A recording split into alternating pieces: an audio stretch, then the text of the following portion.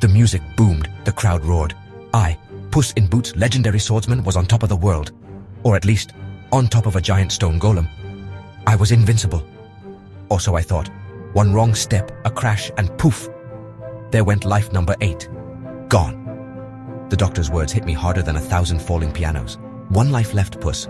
Retire, they said. Me? Retire? The very idea made my fur stand on end. But fear, a new and unwelcome companion, began to stalk my every move. I, the great Puss in Boots, was terrified. I slinked away to Mama Luna's, home for wayward cats. And a retirement home? Ugh. I buried my boots, my hat, my whole swashbuckling life stuffed into a dusty chest. Was this it? The end of Puss in Boots? Then a scraggly, one-eyed dog with a ridiculous pink sock on his head bounded into my life. Perrito. Annoyingly optimistic, full of boundless, slobbery affection. He wouldn't leave me alone. And you know what? I'm glad. Rumors of a wishing star, a magical artifact capable of granting any desire, spread like wildfire. Intrigued, but more importantly desperate, I saw a chance to regain my lost lives. But I wasn't the only one. Goldilocks and the 3 bears, a family of ruthless outlaws, were also on its trail. Perrito, bless his loyal heart, insisted on joining me. We set off to find the map to the wishing star, hidden within the lair of the infamous Big Jack Horner. Horner, a monstrous ogre of a man, had built his empire on stolen magic. His factory, a testament to his greed, churned out enchanted treats and trinkets. We sneaked into his fortress, a gingerbread nightmare, dodging cookie-cutter guards and candy cane lasers. And who should appear but Kitty Softpaws, my rival, my equal, my ex. Turns out, she was after the wishing star too. Old sparks, both romantic and explosive, flew as we raced to steal the map from under Horner's bulbous nose. The map led us to the dark forest, a twisted, shadowy realm where fear itself took shape.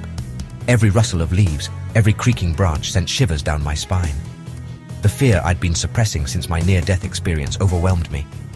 Claustrophobia gripped me. I couldn't breathe. I was paralyzed. "I'm going to die," I choked out, the words heavy with terror.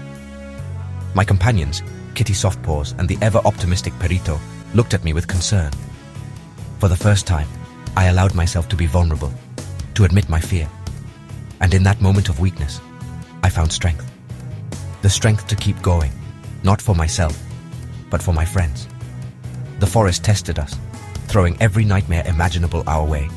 Giant spiders, wicked pixies, and a terrifying bounty hunter named the Big Bad Wolf, who seemed to know a lot about me, especially my fear. His eyes, cold and calculating, followed my every move. Death, he seemed to promise, was coming for me.